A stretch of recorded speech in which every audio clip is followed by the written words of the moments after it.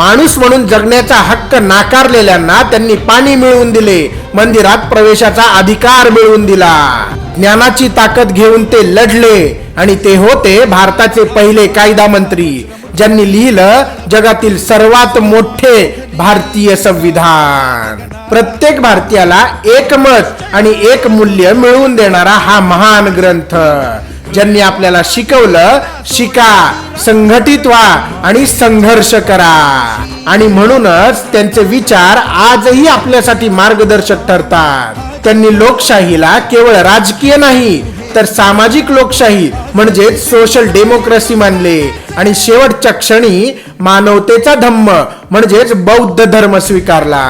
आणि म्हणूनच अशा या महामानवाला वंदन करून प्रत्येकाने त्यांच्या विचारांवर चालण्याचा संकल्प केलाच पाहिजे. समजलं?